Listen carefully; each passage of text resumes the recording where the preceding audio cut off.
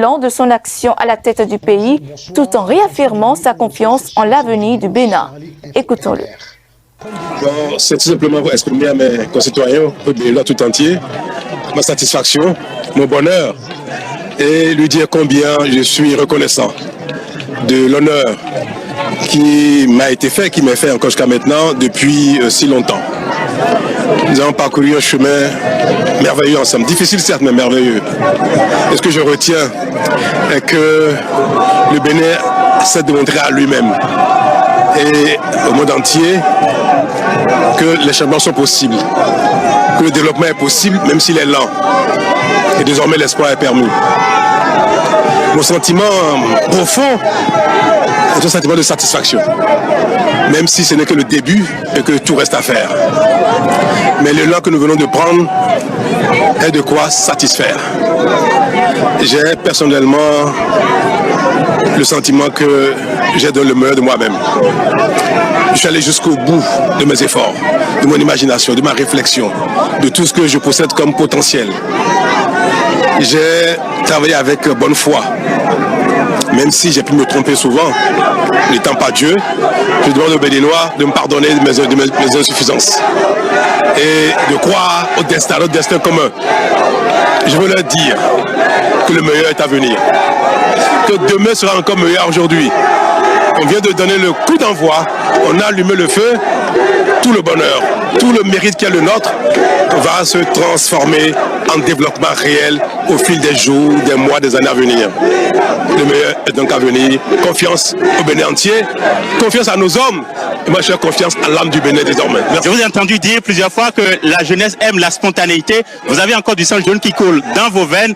Qu'est-ce que vous avez envie de dire particulièrement aux jeunes? Mais qu'ils aient confiance en eux-mêmes, confiance au Bénin, et d'accompagner cette dynamique qui est en cours par tous les moyens, chacun dans son domaine de talent, de prédilection, de compétences, d'engagement.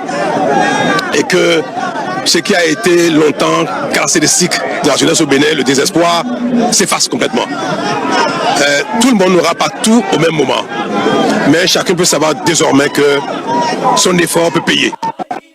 Notre effort collectif peut aider, peut impulser les talents, les disponibilités, l'engagement, la volonté de chacun. Désormais, l'agence béninoise va être confiante dans son avenir. Merci, Monsieur le Président. D'être confiant. De 1960 à 2025, le chemin parcouru est long avec à la clé des notes positives au travers desquelles le Bénin se distingue de nos jours dans plusieurs domaines. 65e anniversaire de l'accession du Bénin à la souveraineté nationale et internationale, acquis et perspectives, suivant les avis des populations du département du Mono dans cet élément. Il y a eu beaucoup d'acquis dans tout le Bénin et puis particulièrement dans la commune de Komé. À voir comment aujourd'hui nous avons quand même un stade omnisport. Aujourd'hui, si vous voyez dans Komé, il n'y a pas vu que le programme d'adaptation des vélos au changement climatique, ce projet nous a aménagé entièrement le vieux commun. Ce qui nous donne encore de la joie, le CG4 est entièrement reconstruit. Toute la population de Komé dit merci au président de la République. Ces réformes nous ont permis aujourd'hui de comprendre beaucoup de choses, de savoir comment mener nos stratégies pour pouvoir quand même mobiliser des ressources. Je lance un appel vibrant à tous les Béninois de porter cette 65e édition de l'indépendance comme leur propre fête. Bonne fête à tout le monde. Merci beaucoup à vous. Le Bénin a connu un changement dans tous les secteurs. Il s'agit de la sécurité, pas a priori. Secondo, l'infrastructure. La sous-région a observé le Bénin avec un œil. Et certains ont commencé par s'approcher du Bénin pour s'enquérir des réalités de comment, parce que par quelle chimie, ils ont pu réaliser ces infrastructures. Tout le Bénin en chantier. J'étais à Boukoumé. La voie qui existait, ils l'ont laissé pour compte et ils ont cassé la montagne pour créer à nouveau. Même la même manière sur la voie de Kouandé, non loin de la chute de Kota. Mais voilà que le Tout-Puissant nous accompagne par rapport à nos défilés et ses consorts au jour de l'indépendance pour pouvoir rehausser la piété de notre Bénin dans les pays voisins. Les différents régimes qui sont succédés jusqu'à aujourd'hui Chaque régime porte des acquis, surtout le régime de la rupture. Les réformes engagées dans le secteur de la décentralisation portent assez de fruits. Et surtout en termes de système partisan aujourd'hui, et le Bénin est en train de ressembler aux grandes nations. Le Bénin est très en avance aujourd'hui en termes de dématérialisation des services clés de l'État. Beaucoup de choses se font aujourd'hui en ligne. Ça permet une gestion, surtout en termes de temps. Donc le pays, globalement, avance. Et puis moi, j'apprécie beaucoup le président Patrice Talon, juste parce qu'il est un président proactif. Proactif en ce sens qu'il sait où il va. Il sait ce qu'il est en train de faire. L'étape où se trouve aujourd'hui le pays, qu'on puisse avoir quelqu'un qui puisse continuer la dynamique.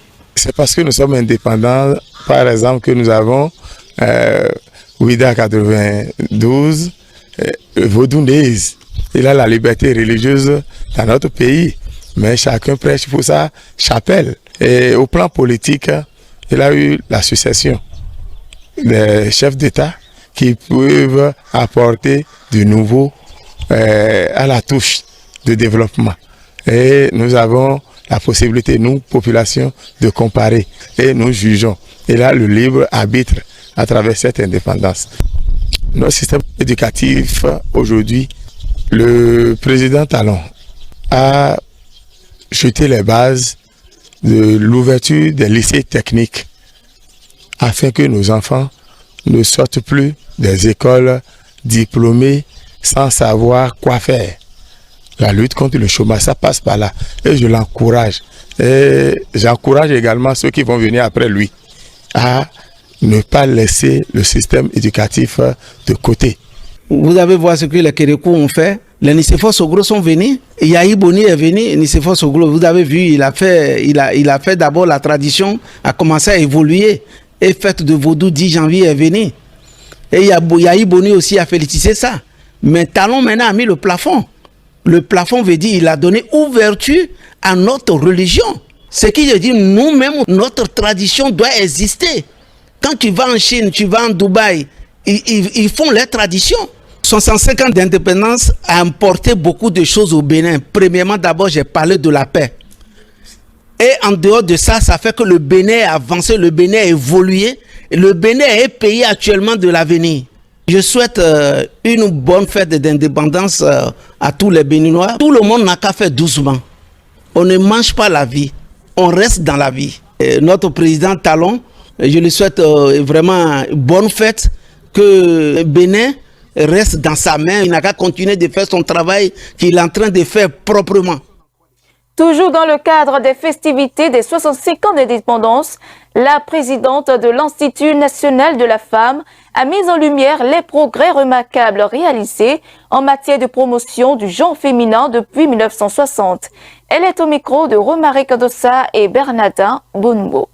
Depuis que l'Institut national de la femme a été créé, le glas de l'impunité a véritablement sonné et que les femmes aujourd'hui croient de plus en plus que oui, on peut avoir subi une violence, avoir décidé de porter le préjudice qu'on a subi devant les juridictions et demander devant une juridiction qu'on punisse l'auteur et obtenir une décision sanctionnant effectivement l'auteur.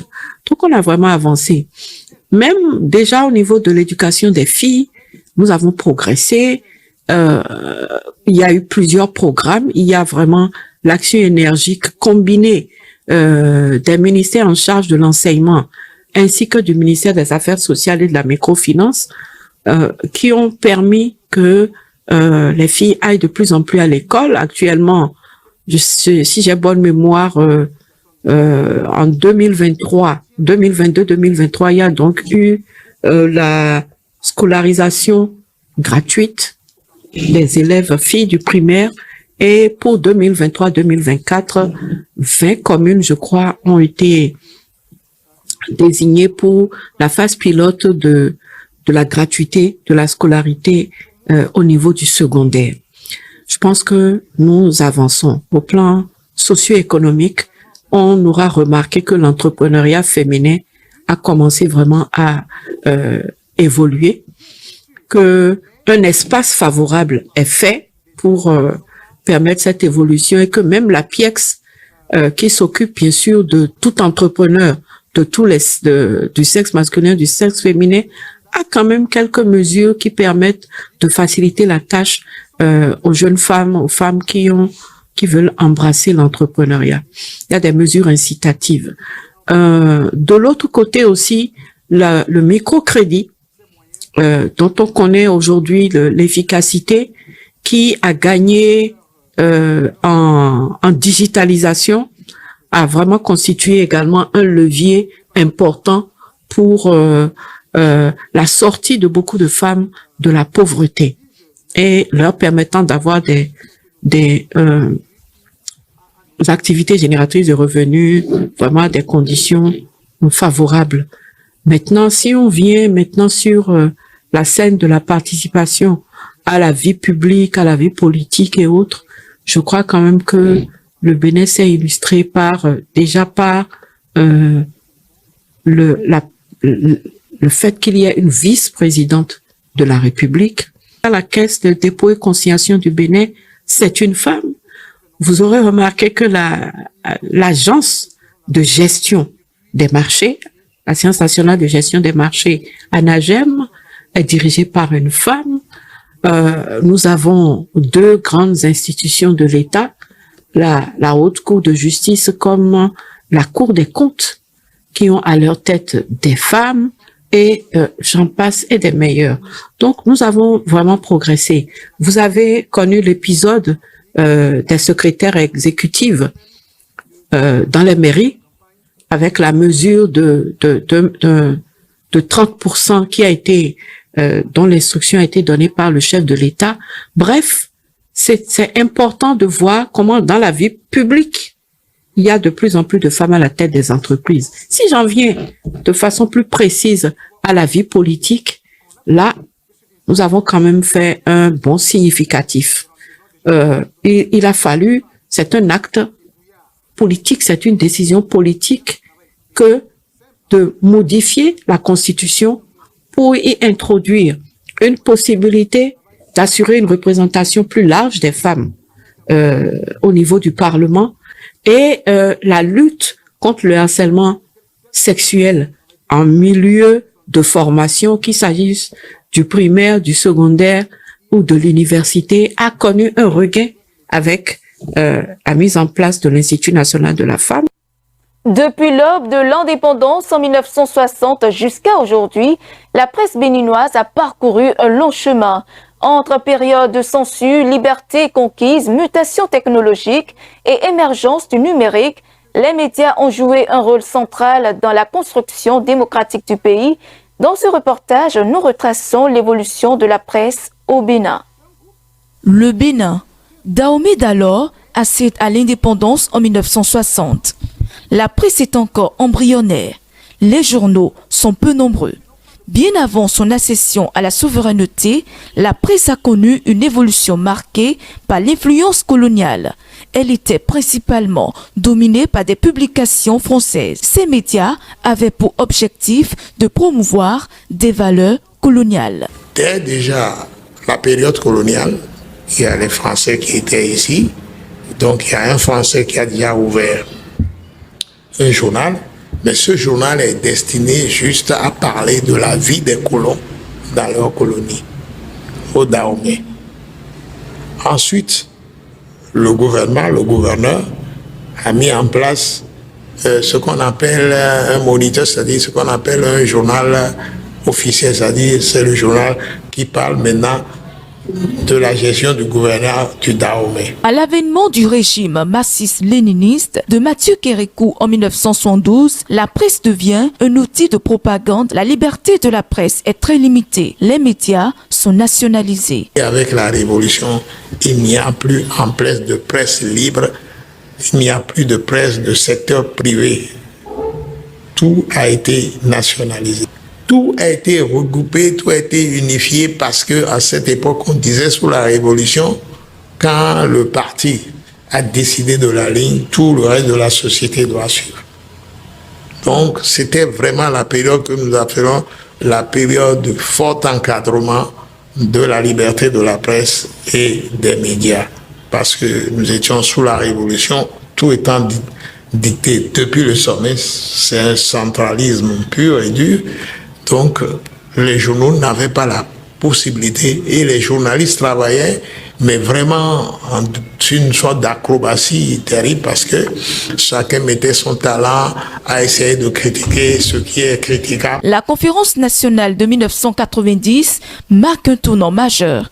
Elle instaure la démocratie pluraliste et garantit la liberté d'expression. La presse béninoise connaît alors une véritable explosion avec la création de nombreux journaux privés, radios et télévisions. Cette période est caractérisée par une grande diversité d'opinions et une presse plus critique envers le pouvoir. Cette conférence a été dans un régime qui n'aimait pas du tout la liberté de la presse et tout ça. Vous voyez, on a diffusé en direct la conférence.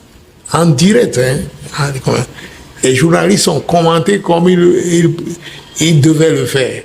L'arrivée des médias privés, surtout la presse écrite avant la radio et les radios et les télévisions, ce serait aux environs après 1905, après la conférence nationale, après la libération de l'espace audiovisuel, tout.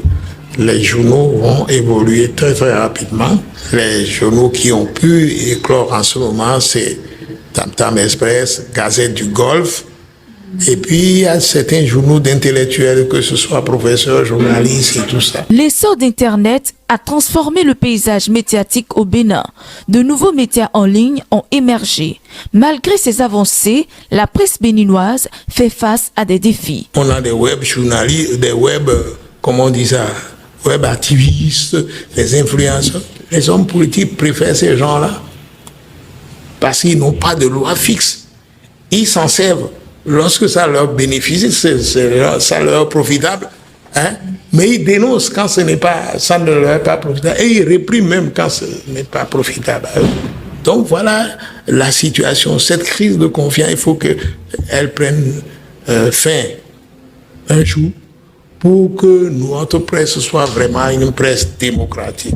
L'histoire de la presse béninoise est en constante mutation avec des défis plus grands selon l'époque et les circonstances. Malgré les pesanteurs, elle résiste quand même. Alors, maintenant que vous avez regardé, vous avez écouté, vous avez suivi, vous avez liké et vous avez partagé, merci de l'avoir fait car nous comptons toujours sur vous.